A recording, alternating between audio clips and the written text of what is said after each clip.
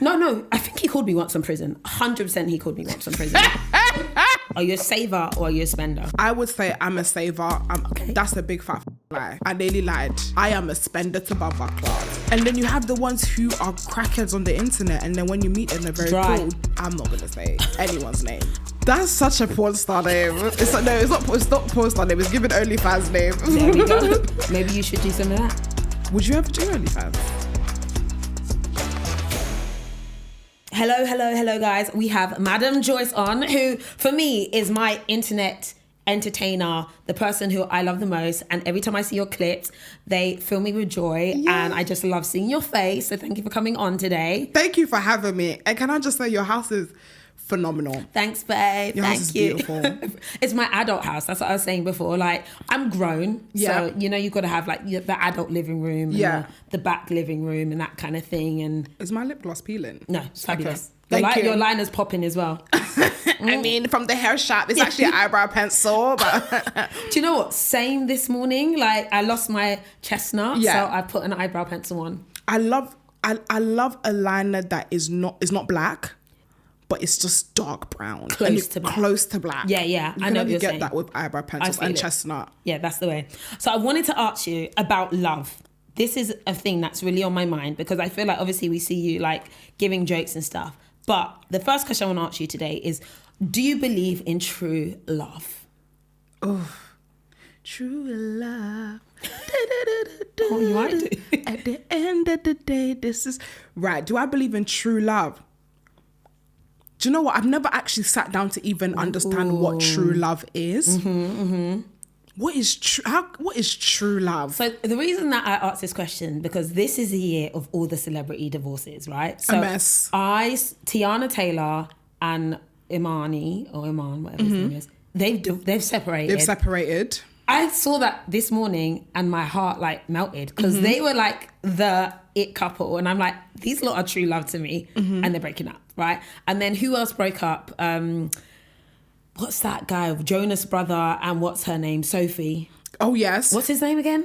Sophie Turner. Sophie Turner and Joe Jonas. Sophie Turner and Joe Jonas. They've broken up as well. Wow. And I'm like, wow, what's going on in this world of true love? So I wanted to ask you that question. I feel like true love does exist, but I feel like true love is not as easy as people probably think it is. I feel like love is something that is...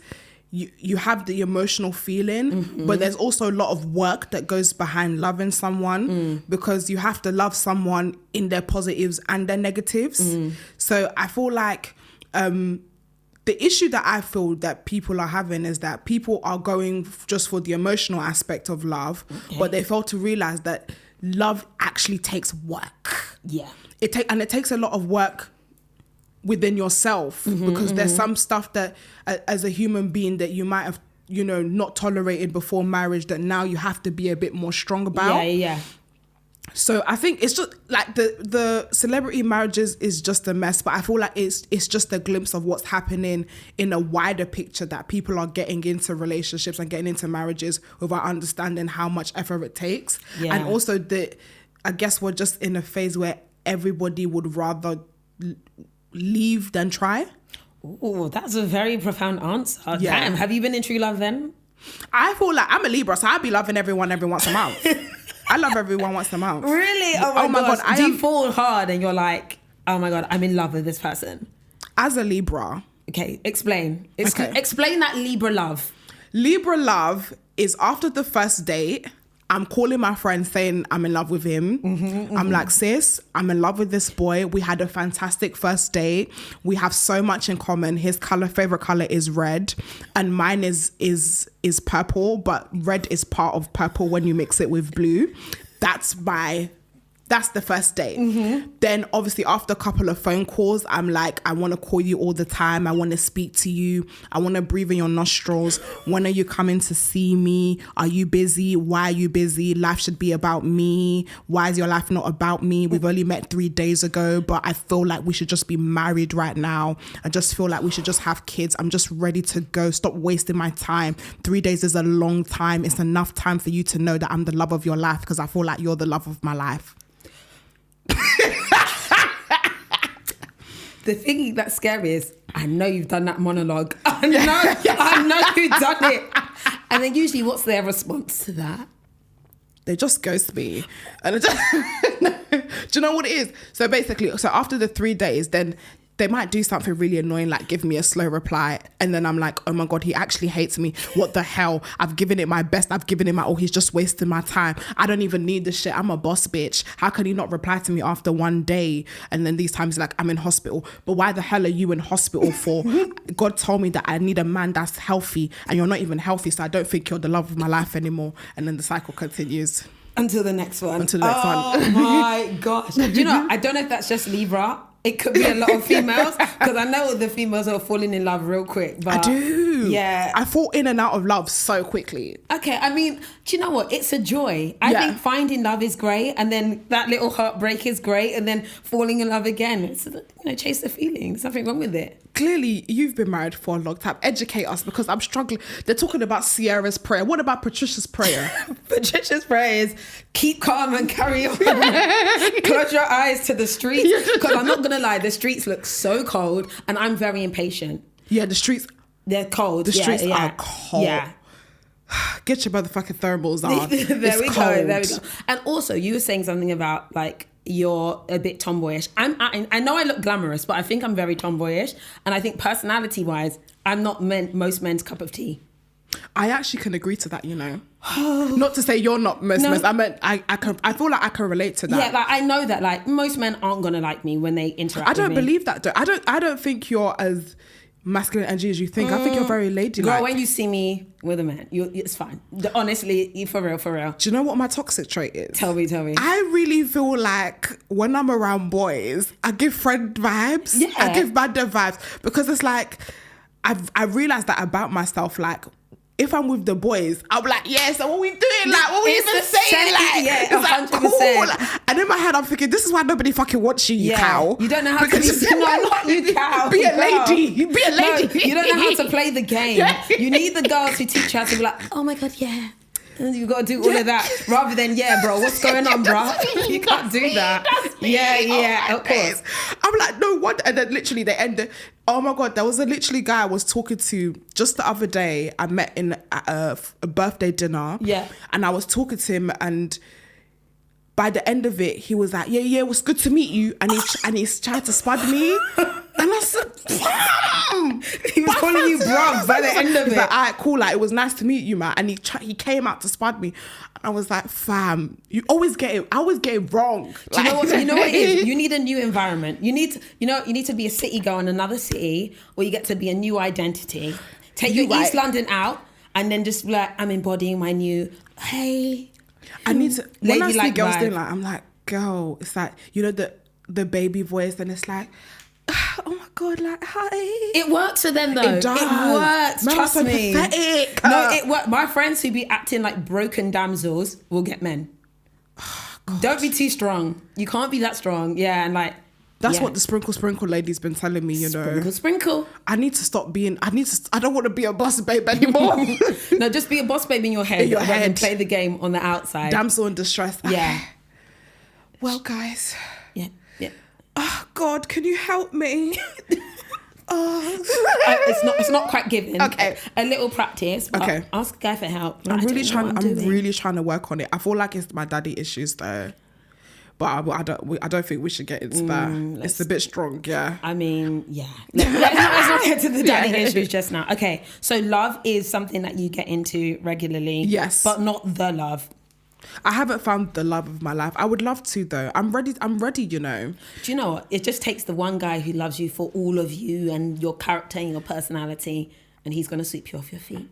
I'm ready. Do you know, sometimes I go to the club and I just stand in my house and I'm just like, wow, no one to come out and be cuddling me. Oh. Just think, wow. Yeah, sometimes I do. And I'm thinking, wow. You're not going to find a cuddle-worthy guy in a club though.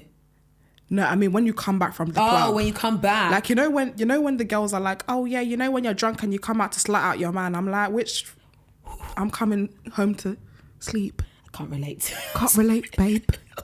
Going home to rest. To sleep. Oh, why don't you bring a guy home from... let's not get into that.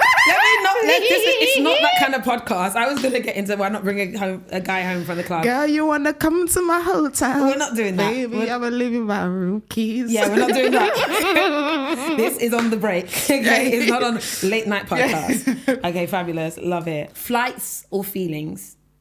Where are you at right now? I'm going to say feelings. Oh, do you know what? You're a sweetheart. You have love in you. The desire for love. Do you actually like flying? Love it. I hate flying, you know. Really? What am I doing? You don't like being in another country, or is it the flight itself? Oh, the flight. I thought you meant like the aeroplane. No, nobody likes the actual aeroplane, right? I mean, business class is great, but you know, like it's the where you're going to get to. I mean, I love to travel. There we go. Yeah, I would say travel. If it's traveling, like going to different destinations, I would say destinations. I thought you meant the flight, like the actual motion of flying, because those 10-hour flights are not bussing. No. I don't like. I don't mean that, girl. Okay, so I mean, oops. Being in another country, girl. Too literal. Oops. So hold on. How old are you now then? I'm 25. Okay, cute. You're smack bang in the middle of being like Gen Z. Yeah, I just passed the deadline. Do you feel Gen Z? Yeah, I would say I feel Gen Z. I feel. Do you know what is Gen Z, huh? And what's the difference between Gen Z and like millennial? Do I come across as old, basically?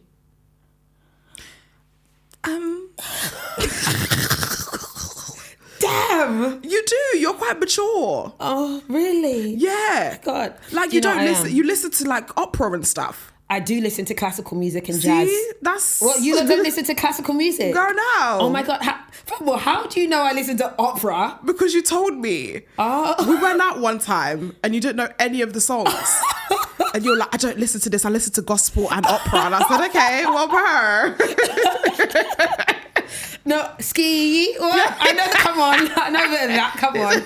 No. Wow. So music is the way to define this. No, I mean, obviously, in our era, we listened to like R&B, hip hop, rap. We listen to R&B. But you don't know any of the R&B now. Chris Brown. Your age is showing. Miguel. Yeah, your age is showing. Okay, wait, hold on. There's another one. Masego. I don't know who that is. Who's Masego? To be fair, he does more jazz. So like we're back to the jazz and opera and gospel. But that's okay. Yeah, no, it's fine. I've accepted that I'm on the mature side, but I do need to understand what's going on with the young people in 2023 because I'm still online and on black platforms. Do you know what? I think one thing I love about my generation is that there's a lot more risk taking, which can be positive and negative, but I feel like we're very much go-getters. Yeah, we're very much, if I want to do something, I can make it happen. Yeah, I feel like your generation was a lot more calculated. You were an accountant first. Facts. You know, so you had more of a traditional role. Traditional roles were more respected, lawyers, doctors. Now in this generation, being a creative is a lot more celebrated. Doing things that you're actually passionate about and trying to generate income from it is something that is highly like appreciated in our generation. Right. Someone in your gen might have spent their life wanting to be a singer but never felt in themselves that they would be able to do it. 100%. So I think that's what's positive. Yeah. And do you know what's so funny? Like in my generation, being a YouTuber was like embarrassing. Like I couldn't tell anyone I make videos on the internet. How dare you? Really? Oh, it was so embarrassing. I hid it for years from people who I worked with. And then I quit my job and I didn't tell them I'm going to go be a YouTuber. I remember my manager being like, is everything okay when I quit my job? Because I had a really good job and I actually really liked my manager. It was a great company and it was like good pay. But I was like, I'm leaving. And I didn't say why because I was embarrassed to say I have a really big YouTube channel and I'm going to do that. Whereas now I know for young people, like being a YouTuber or a gamer or an influencer is like the biggest thing on like the list of things that they want to do as a career. I think it's high risk though. I'm not going to lie. I would advise everybody to be an influencer or content creator. I agree. I feel like it's something that you fall into. I feel like now people are waking up and saying, I want to be an influencer, I want to be a YouTuber.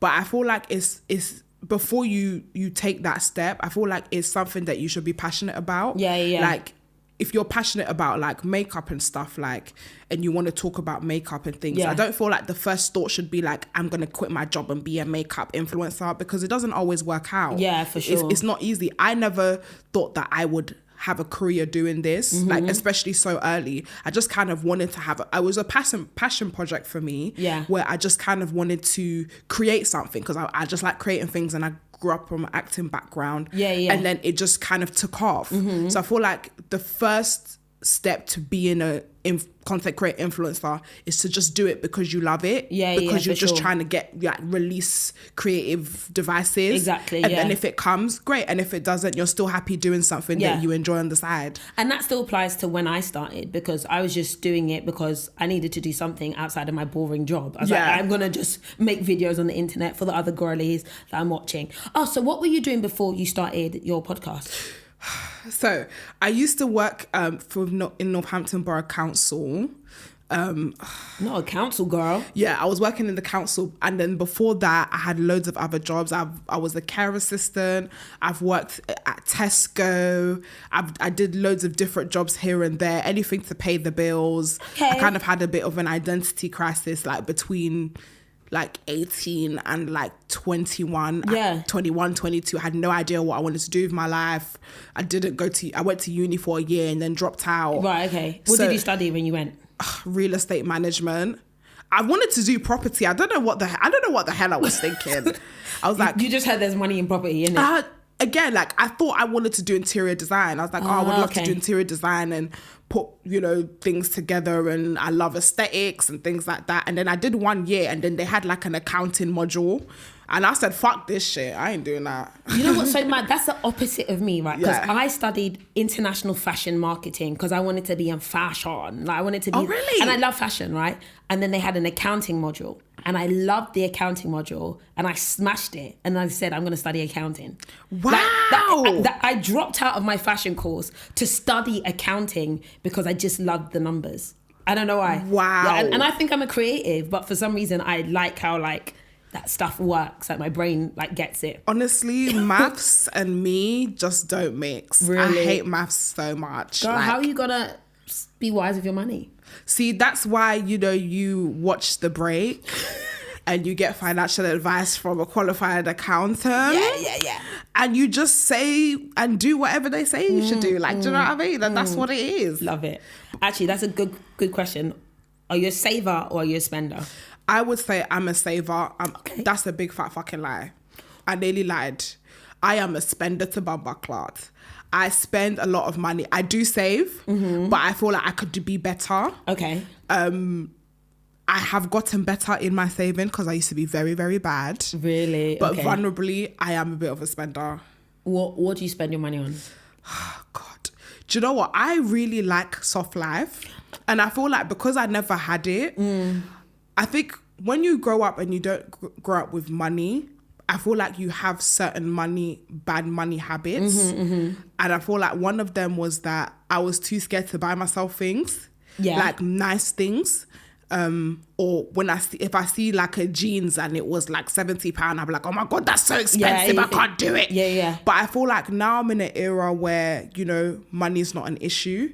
I've been trying to undo that fear that money is not going to come back. Yeah. So I've been buying myself, a bit more things, a nice bag. Ooh. I always wanted a bag. Okay, I see you walking with a Givenchy over there. Yes. I bought a couple of bags. I'm just like, okay, like all the stuff that 15, 16-year-old Joyce would have died for, I'm trying to give that to her now. Okay, cute. But in a way where, the saving is still good, but I could be better. Okay, fine. And I think that's fine when you're 25 to still enjoy spending and having a good time and actually breaking down that fear of not spending your money because you're worried about what's going to happen next or or worried that you're not going to have. That's something as well that I kind of had to deal with. But I'm still such a saver. In comparison to how much I have. Really? Yeah, I don't spend a lot. With all the bags and everything. I like to buy houses. That's my thing. How many houses do you have currently? Do you know what? I used to share a lot more about my business side of things, and I've actually stopped talking about it because I've noticed that as a woman, when you share what you have, people go nuts. But I got 5 houses at this point in time. Amazing. But they're all rented out, and they're all we have fixed, fixed rents, so we don't increase the rents. We keep them all steady so that it's affordable for people in London. That's like our moral code for how we like look after houses. That's amazing. 5 houses, girl. Let me. Don't worry, you'll get there. But maybe less bags. Less bags. Nah, it's fine. No, but burn the bags. I know the housing market and rental market is pretty bad recently, from what I remember people saying. Yeah and no. Like, my thing about like the housing market and all that kind of stuff is that in a 30-year period, it goes up and it goes down. It's normal. Like right now it's a down period, then it'll be an up period, maybe in 3 years, maybe in 5 years. You know, it's just what it is. Like, that's what my accountant heads tells me and history tells me. Like, as long as you can weather the storm, you're all right. So do you live at home? So I rent currently. Oh, okay, yeah, okay. I rent currently. By yourself? Yeah, by myself. In London? Yeah. Ooh, you got it like that then. Wow. I had to move closer to work. Ooh, okay. Because I was in Luton and then I moved into London. You're in Luton? Yeah. Why? Jesus Christ. So I grew up in Bedford. So did Jade Pierce. Yes, she's a Bedford girl. Bedford? Yeah, Bedford. So I was in I was in Ireland and then I moved to London. Why did you shut your eyes like that? Not the island. Yeah, Do you know, I'm an Irish babe. When I hear, like, you're Nigerian, right? When I hear of Nigerians in like these anywhere but London, I just find it very strange. So we're like, I'm in Ireland. I'm like, what for? How did Nigerians end up in Ireland? I'll tell you. Should I tell you the history? Tell me the history of how basically, y'all went there. Basically, there was the immigration issue. Of course, there's always the immigration. There was a big immigration issue during the early 2090s, and people found out that if you were Irish, if you went to Ireland and you had a child that was in Ireland, they would automatically give you citizenship. So all the Nigerian people who were African heritage were moving to Dublin, having children there, and they were getting papers. That's why. There's the things that now. People go through. Yeah. To be fair, actually, I'm going to tell a story, but I don't know if I want to leave it in. My older sister, she lives in Nigeria. She's got like 4 kids. Yeah. She went to America to give birth to, like, she was there for 4 months to have her baby in America so her baby could have an American passport, which her baby does because he was born in Florida. Wow. And I'm like, people are really doing a lot for citizenship, for papers. Because I realised how, and you know, we might leave this and I might not leave this in, but I realised how difficult it is when you don't have a European passport. Like even from queuing up in the airport. Even from getting visas. Like in the UK, if you have a UK passport, Irish passport, it's very easy to get visas. It's very easy to get this. Like if you have an African passport, it might take you 4 or 5 months to get a visa just to travel Europe. Even with that Nigerian passport, you just go to certain places and they're like, you're not coming in. You're not coming in. You're not coming in. Sorry. And it's actually crazy that they do that, but it is what it is. It's terrible. So I can understand why your sister done that. I can understand why our parents were fighting for citizenship and fighting for that passport. Because honestly, I feel like our passport is like maybe top 10 strongest. I think the first one is like Singapore. Singapore has a strong passport, but ours is quite high up. Okay, fine. Like, but there's some countries that if you have that passport, they might not even give you visa. You might have to do extra paperwork. Like, useless. It's very useless. The Filipino passport as well. They be judging you if you're Filipino. Oh, really? Yeah. My Filipino friends are like, I need to get my visa 5 months in advance. Then they get some Shenzhen zone visa or something like that. Yeah, it's a lot. It's a lot, man. So is your passport Irish? Yeah, I have an Irish passport, which to be honest, since we left the EU, that's been a bit of a gold mine. Oh, okay. How do I get one of those? Be Irish.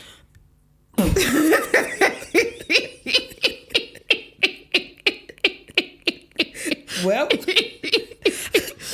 damn. I can't have a baby in Ireland and become Irish now. I think they've changed it. They clocked on. Everybody clocked onto it, so they changed the rules. This queue of Nigerian people, all with Irish passports, yeah. But having newborn babies, yeah. And then you're able to come here to the UK on your Irish passport and stay here. Yeah, there's no judgment. No, so they have. I think the UK and Ireland have a treaty. Okay, so I can work interchangeably in Ireland, in the UK, and live here and be cool. Like, they work the same because of Northern Ireland and stuff. Wow, love this. No, you love it for me. Oh, this geography or something like that. I'm actually not usually this smart. I'm actually not usually this knowledgeable, especially in this kind of stuff. It's on my platform, darling. We try to bring out the smarts out of everybody because we know everyone's got it on the inside of them. So you're an Irish babe. I'm an Irish babe. Living in London. Yes. Working, thriving. Yes. Doing what you're doing. And you didn't plan for any of this. Do you know what? Yeah. I always knew that I wanted to be great, and I'm so happy for my mum, because my mum always used to tell me, Joyce, you're going to be a star. Wow. And I feel like growing up and having that instilled in me, and I didn't know what I wanted to do, but I knew I was destined for greatness. Yeah. And I just always used to be like, God, like, just align me with what I'm supposed to be doing. So when the podcast thing came, I don't know what I was expecting, but it definitely wasn't this, you know? Yeah. It wasn't, nothing was, I think like it was God planned, but it wasn't Joyce planned. I had no idea. I was just, I'm one of those people that if I feel like doing something, I'll do it. I've had every hobby under the sun. I've tried to do nails. I've tried to do wig. I thought I was going to be a motivational speaker at one point. I thought I was going to be a lawyer at one point. So I'm always someone to try. You're just doing. And just do there. like, I'm always like, overly confident in myself, and then 2 weeks later I'm like, well, I tried to make candles. Like, I've tried everything. So podcast for me was another thing that I just tried. Yeah. And it worked. Yeah. And that's the thing though, when you try something and it like connects, you just have to keep going on that. Yeah. So what do you lot just talk about? You lot just vibes about what's happening in the culture. So my podcast, I would say, is somewhere where people can come and just be authentically themselves. Yeah. I feel like we're at a stage in social media where everything is so fake and so plastic. Yeah. And people are just making up appearances. And I wanted to create a space where if I was vulnerable, it will allow other people to feel vulnerable. Yeah. So I really promised myself when I first started that I'll be authentic, and that's how the whole kind of thesis of the show being a bit of an overshare came, because I just come and just overshare everything. Like, I talk about everything from like my vagina to my sex life to my body insecurities to what happened that week. And I just kind of overshare, and stuff that is even like, Joyce, why would you even say that about yourself? You're like, I'd be like, if I'm comfortable enough to share this, people will come and be comfortable enough to be open and share who they are, not necessarily their life stories, but at least who they are when the cameras are not on. Yeah, I get that. I think it's scary though, like just putting yourself out there, because as I was saying, like the internet is very brutal. The internet is brutal, and I feel like, especially when you're not hiding behind something, it hurts more. Because if I'm pretending to be someone and you don't like that perception, it's not really me, so who cares? But I feel like when I'm authentically myself and people are attacking me, it hurts, especially when you know you're not even like that. You're not what people are saying you are. And I think some people base their opinions on me based on maybe clips they've seen and stuff, and they've just categorized my character as a whole, which again is not true. But it's just, again, something you just have to have tough skin for. And I feel like, on the positive note, it's allowed other people to be authentic within themselves. It's like, if Joyce doesn't give a fuck, really, why do I? Yeah. Why should I? To be fair, that's where I'm at now. And I'm a big woman, but I have still been like, oh my God, what do people think?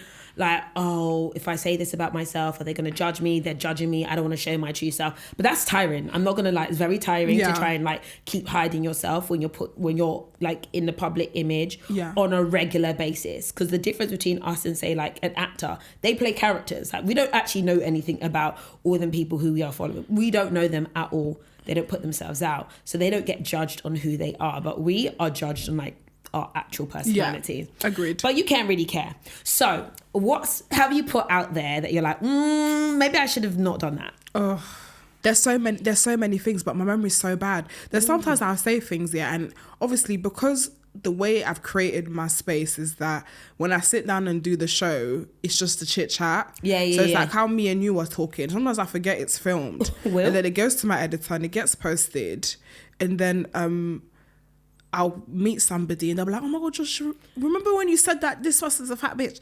And I'm like, when did I say that? I would never say that. Selective memory. My memory's so bad. I'm like, I don't recall saying that. Really? Like, did I actually say that? Or I will say something in passing and somebody will be like, oh yeah, by the way. I'm like, I don't remember saying that. Did I say that? Because that's actually true. But why you know that is a bit confusing. Because we just met. They're like, no, you said it on your podcast. And I'm like, well. It is what it is. It is. I've said it now. Do you know what it is? I think when you're having a conversation, just whatever you think or feel just comes out. And it's like just a trail of thought. It's out there and you just roll with it. Exactly. But that's the best way. That's the best way. I agree. Especially when you're a podcaster as well, it's free-flowing conversation. It's not so edited as like, you know, a YouTube series or something or a YouTube channel. So you just kind of have to go with how you feel and keep the conversation going. So what I want to know, who's been your like best guest on that you had a really good conversation about? I have so many. I actually have there's so many, and people always ask me this, but I feel like everybody that comes into my show brings something unique, whether that's, you know, the deeper conversations that we have, where we're talking about things that are a bit more sensitive, Lani Good, Wumi Bello, just to name a few. And then people who just come in, they're just absolute crackheads. And you know they're crackheads. Victor Kunza, Simply Shayo, Moyo. And then you have people who are a bit like, you thought they were quiet and then they come on and you're like, you're not that quiet. Tennessee, who else? There's so many people like that where it's like, I've seen your content and you either are like the classy babe or you're just you're just a lot more chill vibes. Yeah. And then you come onto the show.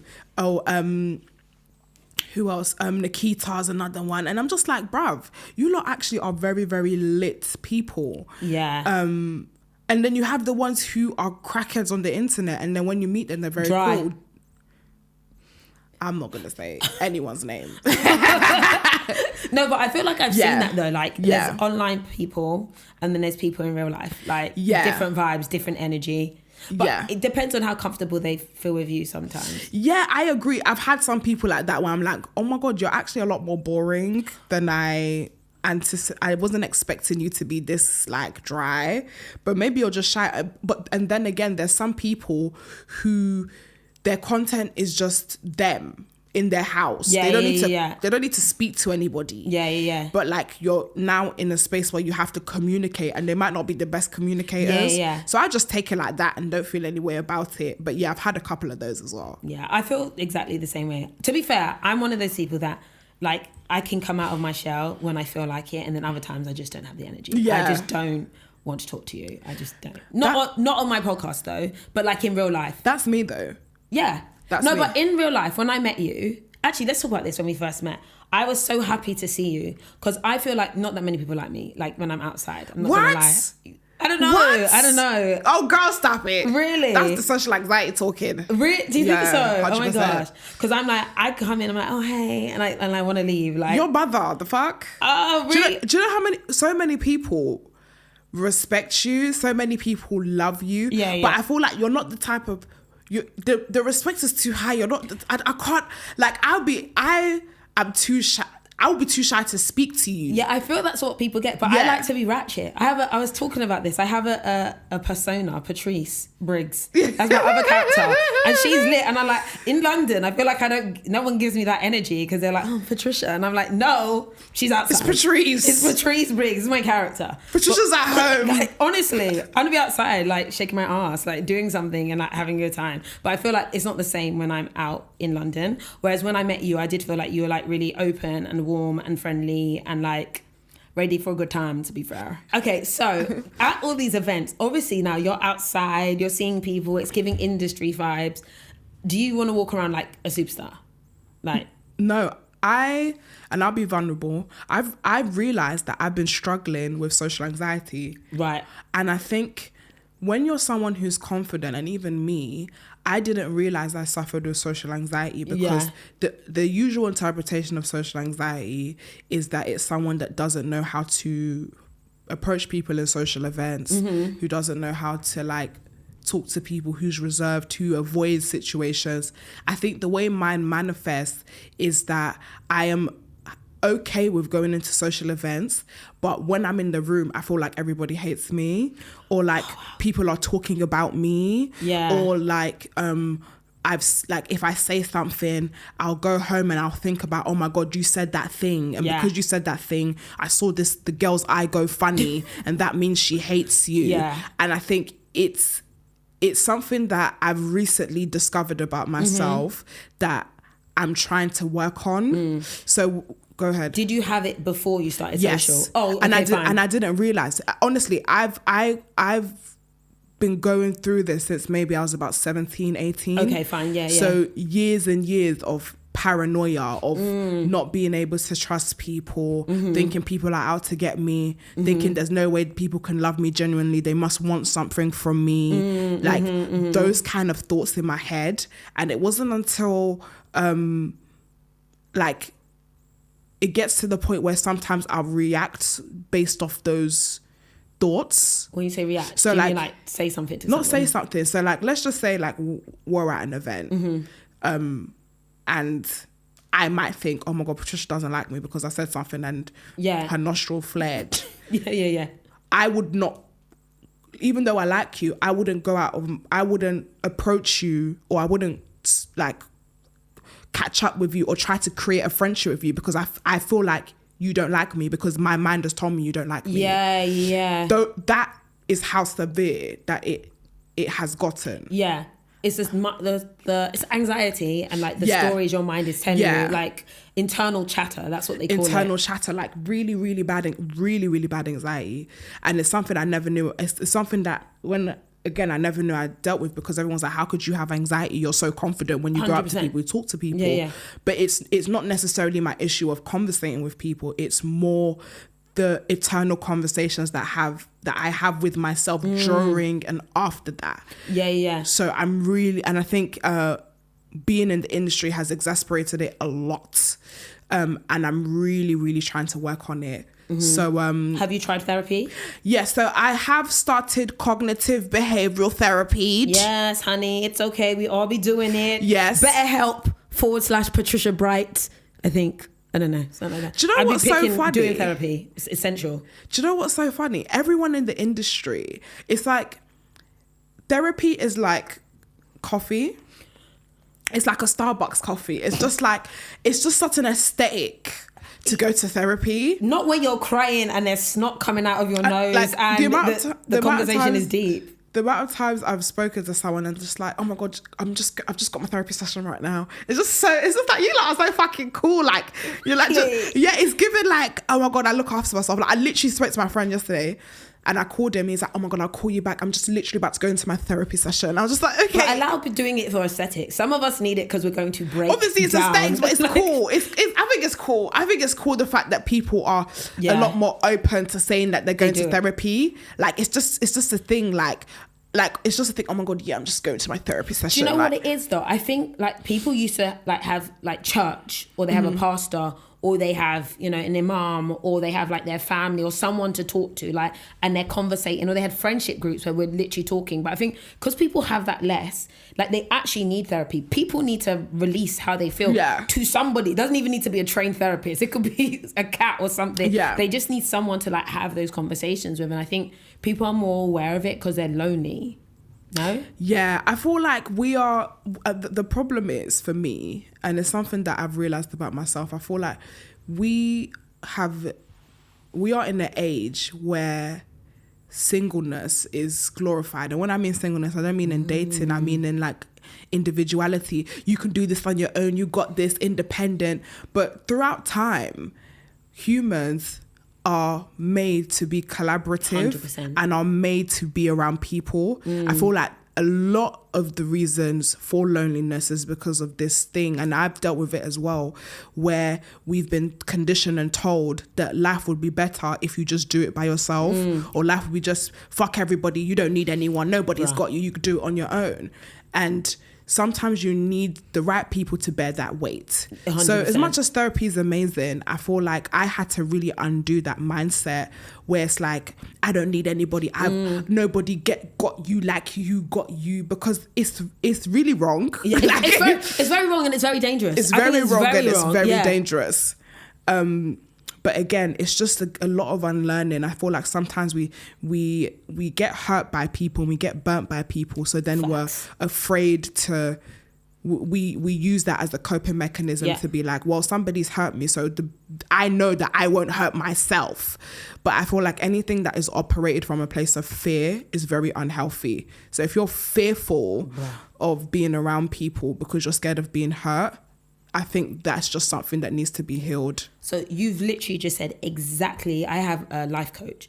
What you just said is exactly what she just said to me. Number one, protective mechanism is like saying you can do it yourself and actually not allowing people around you to help you.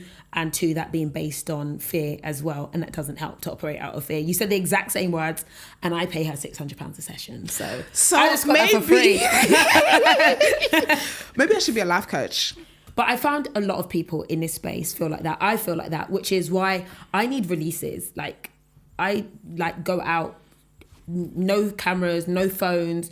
I'm Patrice Briggs. I need that space so I'm never recognised, so I can be ridiculous as an individual, because I can't take the pressure of being seen as mother or like, you know, the auntie. I hate that. And it's like everyone has to find a place that allows them to kind of be themselves. Or a new character. I love this new alter ego. What would your alter ego be? How would she be? I definitely feel, I don't know what the name would be, but I definitely feel like my alter ego will be a lot more feminine. Okay, cute. Like dark feminine, mysterious, naughty. Oh. Naughty, like in terms of like the energy. Yeah. But like very sultry. Okay, cute. I'd love to be a sultry babe. But I feel like you just embodied that just then. Yeah, just that. Yeah, because she came out a little bit. You see, it's possible, she came girl. like a little bit sultry. I think that's what. I think I've always wanted to be a mysterious babe. I feel like we're the same, babe. Like, I think, you know, people who, but you give off yourself. You're just honest. We need to be mysterious. I'm not gonna lie. I want to be mysterious so bad. You need to be quiet. That's it. What you have to eat. It's so hard. It's so hard to be silent. And the thing is, I actually hate silence so much that I will overcompensate and just start talking.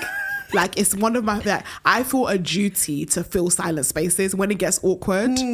Like, there was a time, I came into a room and it was dead silent. And I was like, oh my God, is everybody all right? And they're like, yeah. And then it went quiet. And then I was like, yeah, so my day was absolutely, like, I just have to fill the space or else I feel so responsible for everyone not to be awkward. Oh my gosh. But that just takes away from the mystery, because then I start oversharing. Because, obviously today, I just ended up getting a wax, but it's just like, and these are people that just don't know who I am. It's just like you're telling them about the details that they don't need to know. Details, and then I'm like, and then obviously like I had ingrained hairs before, and then that's how the mystery just leaves. The mystery just leaves the room. To be fair, someone's gonna love it and someone's gonna hate it. Like, it doesn't matter. Like, dark and mysterious, I think it's overrated. I'm not gonna lie. I would like it. Okay, I love it. Your name could be Jayana.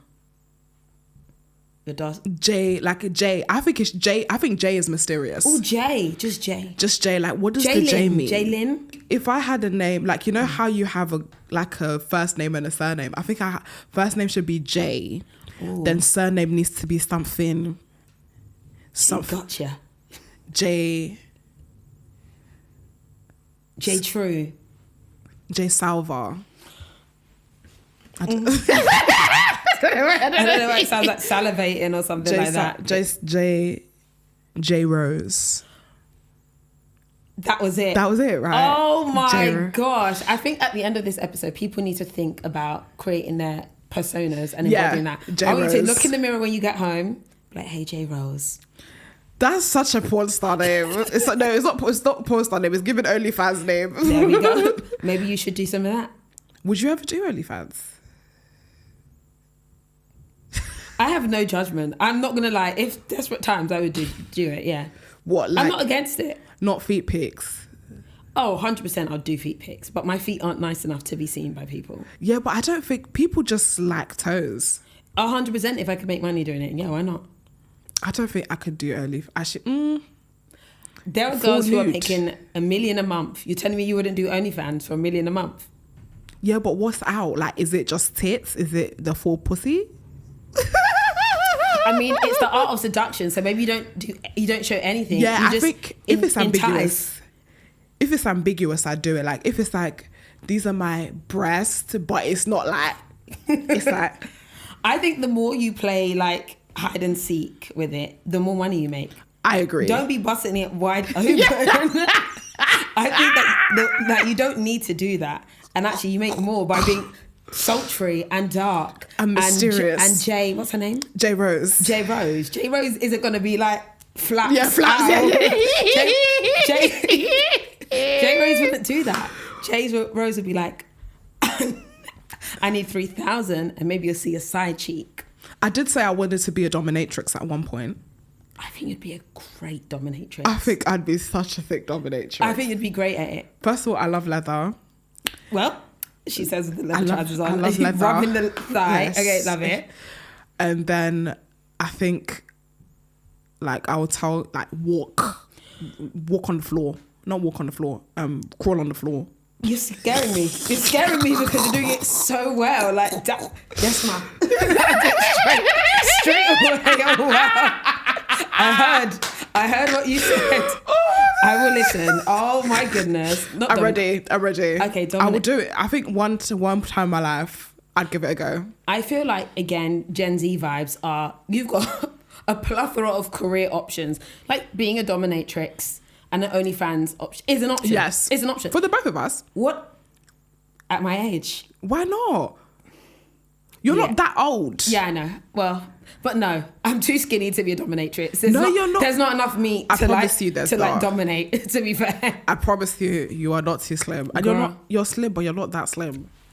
You're slim thick. Yeah, good. You slim thick. I'm working on it, trying to... Look at those thighs. Why are they skinny like this? You got the thighs, girls. Spread them out a little bit. You got the thighs, So, what was I going to say? Where do I want to go next? I'm thinking about being a dominatrix. Yeah.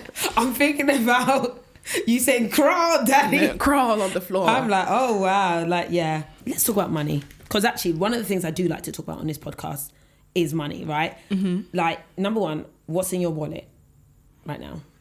You mean what's literally in my wallet? Yeah, what's in your literal wallet right now? I don't have a wallet. Why? I'm so toxic. I remember one time I tried to have a wallet and I kept leaving it everywhere.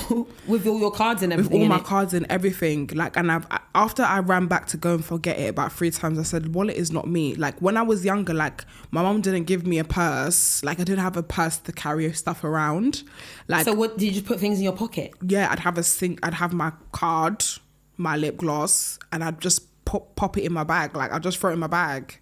But not in a little wallet. No, I promise you, if I had a wallet, like, I would never forget my bag. But if I had a little wallet that was carrying around or a purse carrying around, I'm losing that shit.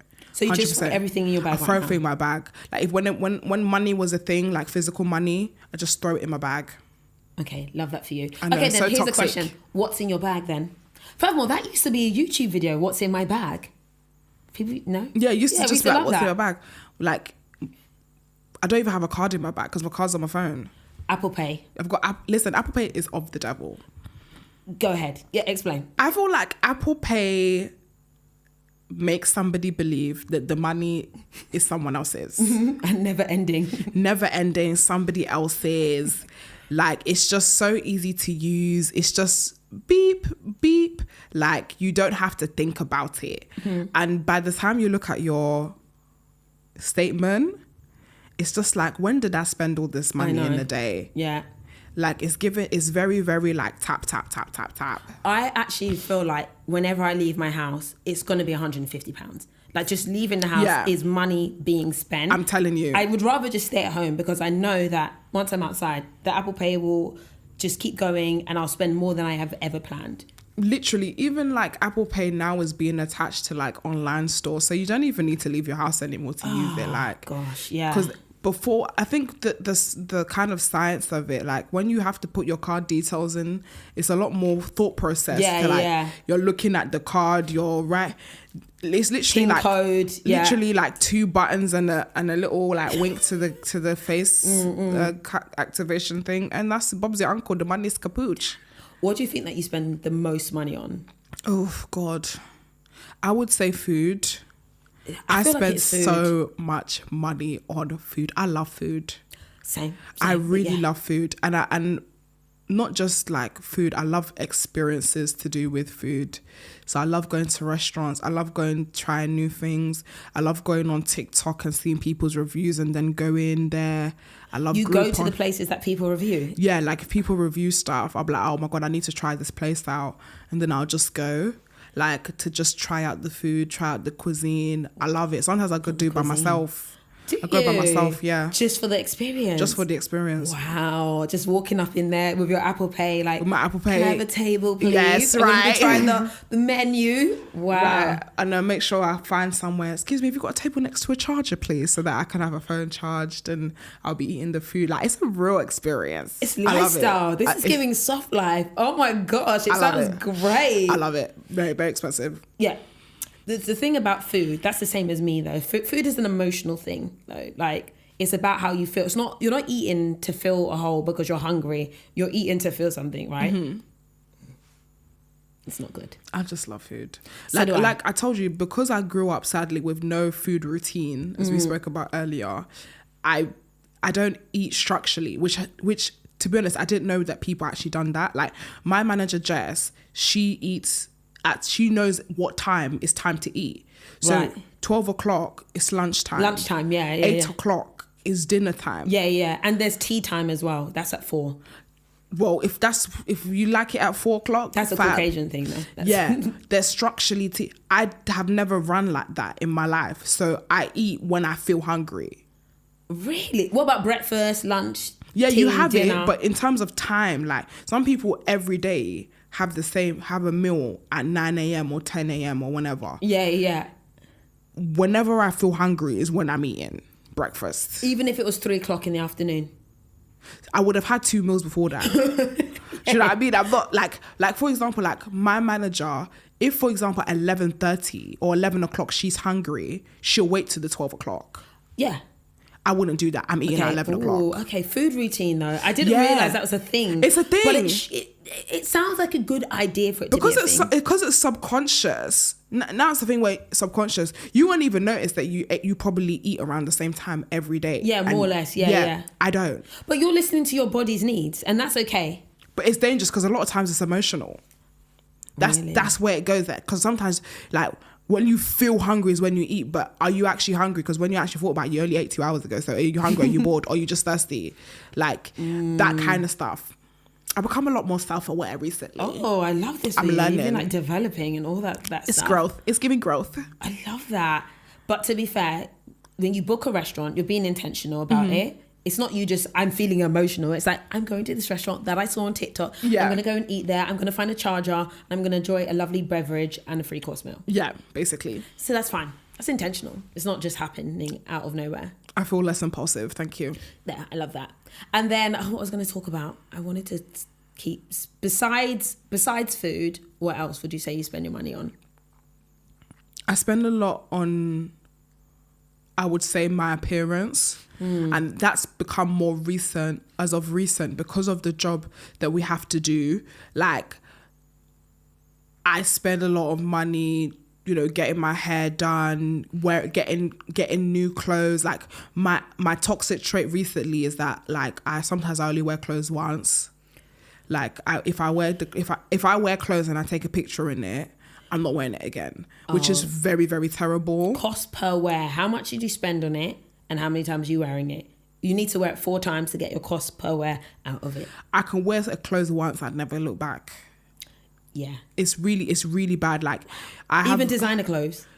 Even like I'm thinking about what to do with this dress that I bought from 16 Arlington, because I've worn it now and I know in my heart of hearts I will never wear it again. You're wearing it again.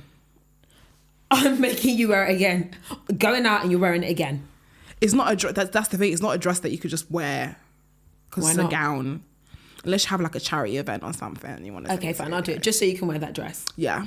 And your alter ego can wear that dress. Joyce is wearing J Rose. J Rose needs to wear it. It's really bad, and I think because, again, keeping up appearances, the job, the PR element, you just always have to be wearing something new and good. I know people are using things like by rotation. Yeah. Like, I have gotten into like renting stuff, which is really like good renting fashion. clothes. Yeah. I think it's really a good idea. And I've even rented my clothes out because I've got, to be fair, I'm judging you, but I do the same thing. I'll be buying big designer items and I don't get worn again. Do you actually rent your stuff out? I was thinking of doing that. Well, I've given it to a platform and I'm like, okay, someone wants to wear it, yeah, and then tell me, you know, there's money back. Because I have this gorgeous like area dress that I've worn once. I'm not going to wear it again. So I gave it to them. I like some Chanel stuff. I'm like, okay, fine, whatever. But they asked me to like give them stuff. I'm like, yeah, why not? So if you've got the items, I don't see why not. I think I wanted to do that, but again, it's like, can I be bothered? Yeah, no, you don't have to manage it. You just have to literally send the stuff to them and then they manage it. Yeah. Yes, plug me. I'll give you the details. Because I have, you know, stuff that are absolutely amazing that I've only worn once. Sometimes I haven't even worn it. Like, really? It's still sitting there. What about Depop? Yeah, Depop. I need to go to Depop. You don't Depop anything? I Depopped earlier on, but I'm just so lazy. It's hard work, isn't it, doing that? It's a lot of hard work, man. Yeah. It's a lot of hustle and bustle, isn't it? It's not that deep, innit? Like, you making money, you don't need to worry about the chicken change. That's what I feel. Question, sugar daddies. Okay. Thoughts around it. Would you like one? Someone to fund your lifestyle, to fund your beauty? Do you know what? I would love that. I feel like any woman would love that. Just the idea of being sponsored. All you need to do is look sexy. Life. You don't need to be hustling and bustling. Because as much as I love my job, but it's not easy. Like, it's hard. You have to put a lot of work into it. You have to also deal with the emotional side of it. Yeah. Of, you know, public opinion. And then you have to deal with your own insecurities as well. Yeah. It's a lot. People will argue though that it's not that hard in comparison. That's what I always know. When people say being an influencer is hard, they hate it. I think in terms of physical labor, because I've worked jobs, in terms of physical labor, I would say people have it harder. I've done 12-hour shifts, I've done care. But in terms of the emotional labor, this job is a lot harder. Yeah. Do you know what it is? It's you can't switch off and you can't like leave it in the office. Like, if you're in Tesco stacking crates, like, you're getting it done, you can see the shelves look great, can see it's done, you go home, you're not thinking about Tesco. Yeah. Ideally. There's no off button, especially when you're working for yourself. Or when, for example, you know, your life, the social life of this job and the work life are so intertwined. Like, you don't switch off. And I feel like what I had to do was I had to start spending more time with people outside of the industry. That's what I was going to ask you next. Do you have like a separate group of friends? I do now, yes. And I feel like I'll be honest, when I first started, I was so engrossed in this life that I didn't take a lot of time for those people, which was on my part very, very bad of me. But I feel like now, because I took a month off, I took a break, it started getting too much. Like, the industry, the show, mentally it started getting a lot for me. Yeah. And I felt like I need to switch off, so that I kind of went back to my roots. Yeah, and found my old friends. Found my old friends. apologize to them for not being around as much as I should have been. Yeah. And they started making me feel like old Joyce, which is kind of what I needed. 100%. I just needed that human, like that human leveling of like, you know what, I'm Joyce Ann. I love you as Joyce Ann. I know you as Joyce Ann. And 100%. Madam Joyce can actually take a back burner right now, which was very important to me. Yeah. People don't realise like the importance of those friendships that ground you from back in the day. Those people who actually know you and will call you up on your bullshit and will let you know when they can see that you're going off track. Agreed. Like, those friendships are essential for me. And again, because I've done this for so long, I value the people that have seen me vomit in the streets versus people who don't know that and can't see me in that way. Yeah. Like, those people are essential for me. Agreed. A thousand percent agreed.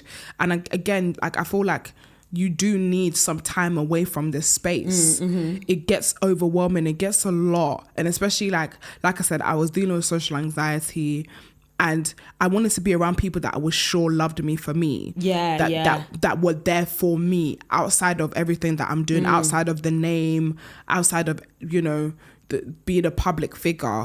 People just loved me when I didn't have anything or anything to offer more than comedy. You know, more than comedy vibes. Yeah. Oh, actually, that's a good question. Do you ever feel like, as a funny girl, like there's the pressure for you to like entertain everyone? Yeah, I do. You know, it's a weird thing. I think it's two things. I think it's being a funny girl for me came from a place of almost like protection, because I moved around a lot growing up. So I felt like I had this need to be liked. Right, yeah. I felt like I tried to do everything I can for people to like me, because if not, I'd be the new girl who didn't have any friends. Right. And because I'm such a social person, it's very hard for me not to be around people. That's where I thrive. I love people. So I felt like the whole being funny thing was more of like, I wouldn't say it was a people pleasing mechanism, but it was a mechanism of, you know, I don't want to be by myself. Please like me. So I feel like in my adult years, I've carried that same mindset of need to be liked. Oh my God, I need, like, this person needs to like me. And if she doesn't like me, I can't understand why. Oh, please like me, please like me. And I feel like that's something I had to unlearn, which is why I said to you, I was like, I find it hard to be, like, if I'm in a place and there's an awkward silence, I have to do what I can to fill it. Yeah, for sure. To fill the space, because that's just what I've conditioned myself to do.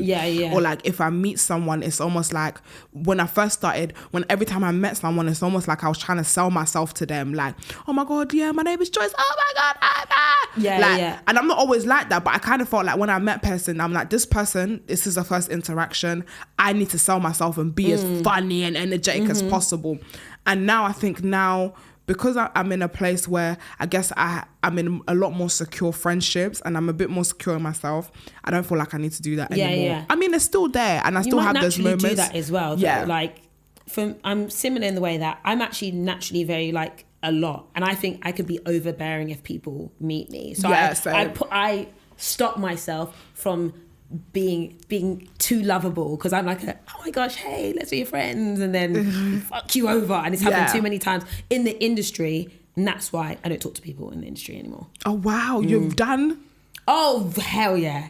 I think this not is you though. Off camera chat. Yeah, it's baby. This one is the off camera chat. I tell you the off camera chat, that's why. I understand. I really understand. I feel like this industry can be quite judgmental, and not just this industry, people can be quite judgmental. Exactly. And I feel like it's very rare but also very special when you meet people who you feel like you can be authentically yourself and you can just be like, well, I'm a crackhead, but I don't feel weird about being a crackhead around this person. I don't feel weird and oh my God, I'm doing too much. Like I feel like I was actually reading something, and it was like it was a meme, and it was like, oh, when you want to send your friends videos, but you've already sent them 5 more and you don't want to look weird. I feel like if you know in your heart that your friend is your friend, you will send them 12. Like, I'm very close to my sister Diola, big up Diola, and I thought about this today. I send this girl memes, like I don't even count how many memes all day. And when she has time, she will go back and she will comment on every single one. She'll comment and be like, oh my God, lol. Oh my God, facts.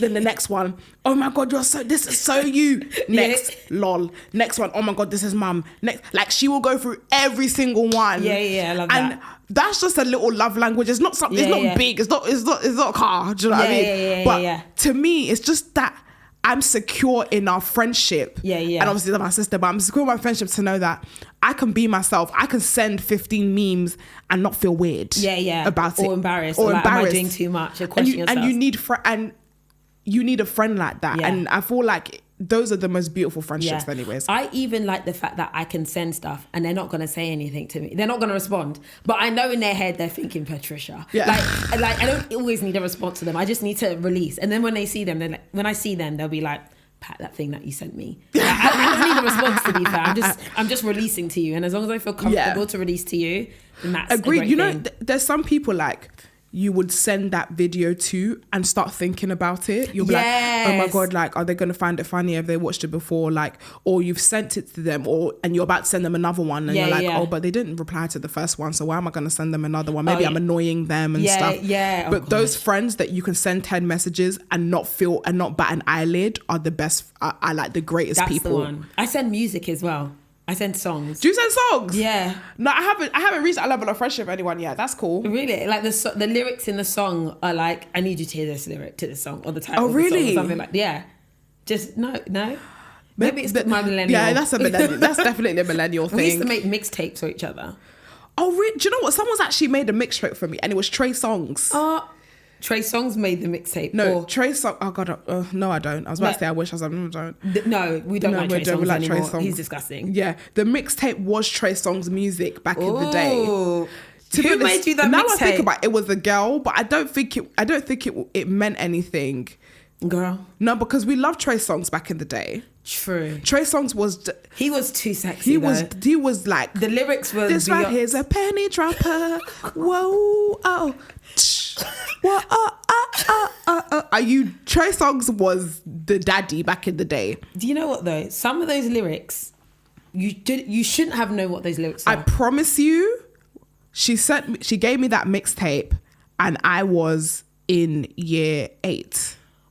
You weren't ready for it. I was like 14. It's 13, when you 14. listen to it as an adult and you hear those lyrics and you're like, my God. Let the neighbors know my name. Squeeze and drop. What business did I have listening to that? At 14. That's why I lost my virginity at 15. But you know, we were loving it though. We were like there, like really grinding to the track, enjoying it. No. That's why I lost my virginity at 15 because I was listening to Trey Songz when I was 14. Do you remember who you lost your virginity to? I do. What's your thoughts around that individual now? Do you know what? Yeah, so I lost my virginity when I was 15 to a guy that I really, really liked. He was my boyfriend. Oh, that's cute. It was one of them days when I used to travel all the way to London to go and link man like a joke thing. Oh, how old is he? He was 16, so he's only 1 year above me. Okay, cute. And I think I love my virginity story. I love the way I lost my virginity because it was to someone that I really liked and I had feelings for. It was at my house, so it was in my space. It wasn't in the back of a car or in a bush or like I hear a lot of girls' virginity stories and it actually is quite sad. Like I don't know many girls that have lost their virginity in a way that they're happy with. But even though me and him, funny enough, I checked on him maybe a couple months ago. Like we're still cool to this day. That's actually like adorable. If I see him, it's big hugs on me. Like I don't fancy you anymore, but it's big hugs on me. But I appreciate him because the way I lost my virginity is something I can turn around and say I did not regret it. Wow. Which unfortunately for a lot of women and maybe even men, that is the story. But thank God that's not my story. I felt like you wanted to tell me because my virginity story is amazing. Don't know about yours. No, it's so weird because I remember the rain was on my when I was living at my mum's house. I had a single bed. Yeah. Was it on the single bed? It was on the single bed. At least it wasn't a bunk bed. It wasn't a bunk bed. It was a single bed. And I remember as I was losing my virginity, the rain started pouring really heavy. Like the Wow, rain you was have memories. No, I only remember significant things. I've blocked my memory of what Of that happened whole there. thing, Oh hell no, like, girl, the romantic that is story none you of have my- there is not mine. none of my business. I've not thought about it in 25 years. So what we're not going to do Was is think it about good or was it bad? Oh, terrible. Oh, Oh, terrible. We're not going to say much more than that, but no, it wasn't great. I mean, mine wasn't very long, obviously, because my pussy was tight and that. But it wasn't very long and that. But it was the experience. It was an experience that I do not regret having. Raindrops and everything. Raindrops and raindrops. All I know is that I've not shared it. You know what you do, yeah? What? When people be oversharing. All I know is the person I lost my virginity's name, I don't actually know if I knew his actual real name, was Rizla over... What the fuck? Rizla as in like rapping. Riz. Yeah, like Rizla. It was a hood. So you didn't know him? No, I knew him. I What, knew you his knew name as tag name as Rizla? I knew only his tag name. Oh my God.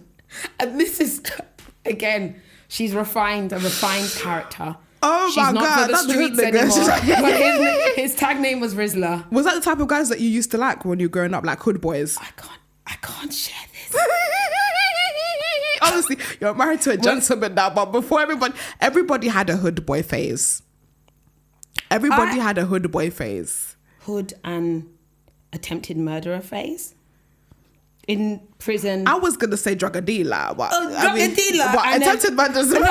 a drug dealer and a fraudster and a Attempted murderer. Or potentially murderer. I don't think I'm going to leave it in. I can't lie. Because I can't lie. No. That's okay. I was dealing with hood. And then I think after being with people who were so hood, Jesus said, you need to be delivered from the streets. I agree. And I went to Manchester and I met nice people. I love that. No, it was... I'm from South London. Yeah, he's a drug dealer. No, drug dealer and a fraudster and actually like... And a murderer. The ex that I had is I haven't heard from him. Oh, he's in jail for the next 10 years. Cool. Yeah. Oh, my days. Oh, that's light work. That was very light work. Everybody I know. Are you sure you haven't got that HMP call? No. I think he called me once in prison. 100% he called me once in prison. Hey, you're right, Patricia. You're right. No. Please. Oh my no. God. But to be fair, like I have a wide circle of friends. Like I have friends who've been in jail and they're good friends of mine. Like I don't judge them for being in jail, especially if they're like reformed characters. Like not still doing it. They've changed. They've changed. Like one of like my really good friends, like he was in jail for a long time, but like we met in church because he became literally like a really refined character. Like he's doing amazing things. I love that word. Refined character. Oh, he's like the most lovable. Is he single? I don't want to die alone. To be fair, he's gorgeous. Can't lie. He's got 3 baby mamas though. It's okay. It's actually okay. It's actually okay. But he's gorgeous still. And 3 nice. baby mamas. It's okay. But he's refined. But the mothers are still unrefined. Well, it is what it is. I can actually only deal with 1 baby mum. 3 is a gang fight, and I can't win. At least if it's 1-on-1, I can do my best. Okay, fine. Okay, this is how you're judging. Yeah. But I think the older you get, the more likely it is that a guy has a baby mum. That's true. But 1 is fine. Okay. 1 baby mum I could deal with. Mm-hmm. Like if you're in your 30s and you have 1 baby mum, I could date a guy that has a child. Mm-hmm. When it starts getting plural, I'm just like, it's a no for you. It's given a character flaw, because that means you're just sloppy. You're just breeding anybody that has a pussy, and it's just not cute. Well, damn. You're just breeding anyone that just has a pussy. I don't even know what I'm keep thinking, because we're posh over here now. People don't need to know about my hood stories and baby mothers. And can I just say, I feel like the growth for a woman, or even a guy, is understanding that the hood men are not it. When I was younger, I used to love a bad boy. Mm-hmm. I used to be like, oh my God, yeah, I need a drug dealer. I need a fraudster. But I feel like when you grow up, you find out that those men are just not it. No. They're not emotionally mature, because you're doing stuff that is very risky. Very risky. I mean, like, if you date a guy with like a 9-to-5 or has a business and is, you know, still doing dodgy stuff on the side, I think that's okay.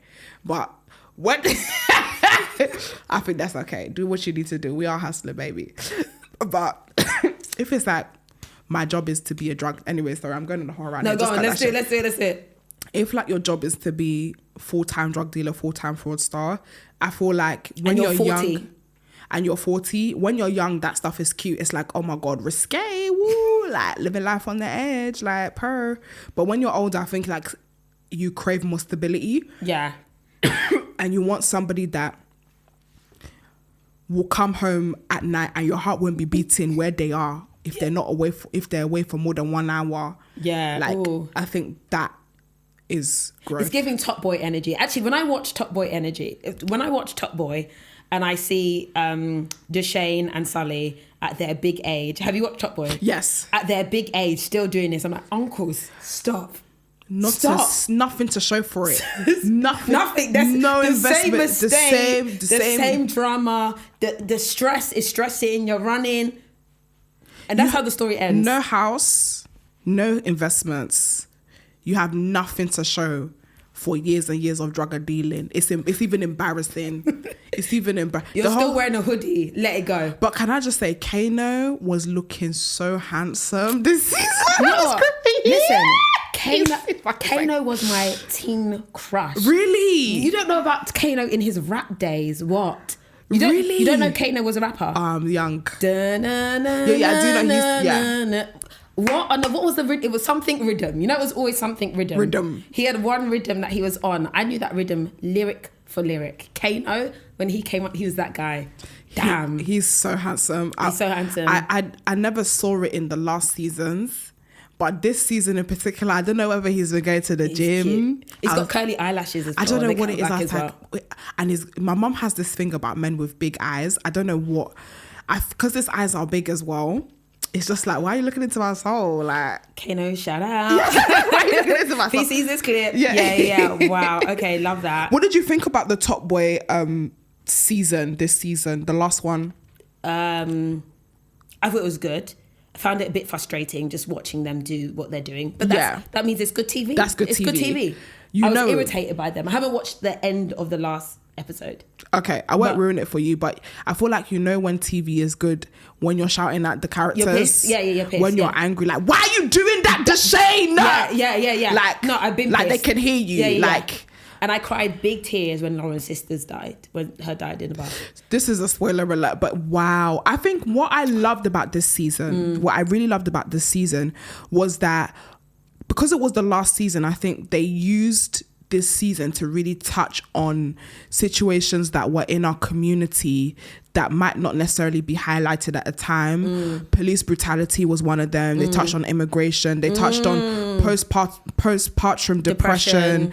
They touched on so many things that I feel like people normally wouldn't know about unless you're in that situation. For example, I haven't had a child yet, so I couldn't understand what it is for postpartum. But I think, like you said, as much as it touched you, it touched me. Yeah, because I was like, I know this happens to women. Yeah, I was like, oh, I know what she's going through. I can see what she's going through, and this is why she's dealing with this. And I was like thinking about all the other women who've gone through that, like, alone. And that's why I was like, oh my God, this is awful. And the thing about Top Boy that I found a bit frustrating is it's too real. Yeah, when people ask, I'm like, this is real. Whoever's writing this, they've been here. Like, I know too many stories like this. I know the estates like this. It's too real. I actually need you not to air our business out like this. That's how I feel. I'm like, no, stop telling Y'all just snitching. They're snitching. Like, don't let everybody know how shit things really are, like, in the actual streets. Like, I want to pretend like it's not like that, but it's real. It's not even a joke. I feel like a lot of middle class, like, boys and girls watch Top Boy. I feel like nowadays the hood aesthetic is the cool aesthetic. So even if, like, your mummy and daddy have money, you're gonna be saying in it, fam, like you've lived in the blocks all your life. But I feel like because this is real life, I felt like it's very important for those other communities who haven't lived that life but love the aesthetic to really see the issues in our community. And in aspects understand that it's not just Adidas trainers and grime that we go through. Like we go through real life shit, drug addiction as well, like seeing mothers being drug addicts as well. It happens. This is, like you said, it's real life. It's anyone, too real. I know who they are. Yeah. Like when I say that, say my ex like was a murderer. Yeah. Yeah. Like, he's one of them. Like, but then it's like, I feel almost embarrassed because I know it feels like our dirty laundry is being aired out. I think it's important because I feel like people love to take the black aesthetic, but they don't know what we really go through. Everything that is good about us was created out of making use of what was bad, basically. And I feel like as much as it's like, fashion and music, I feel like it's important for mainstream to see what we really go through, to then be able to say, do you know what, it maybe there's somebody out there that wants to make a change, like a Jeremy Corbyn 2.0, do you know what I mean? To kind of make an influence in those things. Yeah. I feel like some people just don't want to face the reality that life is hard and life is tough. And it's long. I feel like I have been in that Delulu bubble where I'm like, you know what, forget the fact that I have £5 in my account right now. Forget the fact that I owe 2k on rent. Forget the fact that life is shit. I'm just going to pretend in my bubble that everything is okay, because if we really face reality, we would just all be screaming on the high street. So sometimes it's a coping mechanism, because I've been there before. Like sometimes reality is hard to face. So let's all be delusional in our brains. Yeah. Everything is okay. We're living in our little Twitter bubble where all we do is talk about celebrity gossip and fashion and stuff, and it's a form of escapism from our real lives that is actually very, very bad. Right now, like Delulu is my favorite statement. I'm okay being Delulu, and I'm okay with everybody else being Delulu. Live your best life. However you're going to cope. Right now, the pressure is on. Do it. Don't care. Delusion is the vibe. I feel like delusion got me to where I am now, because I was, like I said, like I came from a place where I was in debt. I was on universal credit, and in my mind, and I would still go to what's that thing called? What's that pay when you pay for something but you pay like half or. We've Clear the Pay. name of thing. I would go to Clear Pay and go and buy or Klarna and buy an outfit, and they will say, okay, £5 every month, thank you. I will use that £5 to go and buy the dress, and I will go out and I will party like I don't have £2.50 in my account. Like that's how I used to live my life, because I was like, I can't kill myself. I can't. By the way, for people who don't understand that saying, because I've said it before and the white people are confused. I can't kill myself doesn't mean I want to kill myself. I can't kill myself means I can't stress myself. Yeah. It's a Nigerian saying. I can't come and die. I can't come and die. I can't stress myself. I can only do so much. I'm a human being is what it means. So I just used to just live in that delusional mindset to be like, everything's going to be okay. Everything is fine. These times my landlord was texting me, WhatsApping me every day. Jess, have you got the money? Have you got the money? Every time my universal credit dropped, I never gave her any money. I used to go and spend it on clothes and shoes. Well, we're so glad that things have changed. Okay? And food, because I can't cook. Are you going to come and beat me because I can't pay rent? Seriously. Are you going to come and drag me out of this house? You can't drag me out of this house. I've still got 2 months left before you can take me to court. I'm going to stay here for as long as I can. I can't kill myself. That's how I used to live my life. I love the fact that you're calculating it in your head though. Yeah, that's how I used to. I said, I can't, because I will go and jump off this building. Yes, you don't need to do that. I just used to always know that things were going to be okay. Yeah. And I wasn't going to stop the things that will make me happy because of the things that, if I was to face them, would be mentally damaging. Fair enough. And I know people are probably like, Joyce is insane. I am insane. But insanity is what got me to where I am now. Love that for you. The woman has collected her money. I paid the woman off the rent that I owed, and I'm feeling. You never ended up going to court? No, I never ended up going to court. Amazing. I gave her the money, and I'm feeling willy-nilly. Now I'm never in a position, and I thank God that I don't have the money to pay rent. God has been so good. But there was a time where that was the case. There was the time where there was no food. I would go and buy Best Buy rice and Best Buy sweet and sour in a jar. If you know, you know. And it was 50p for the sweet and sour jar.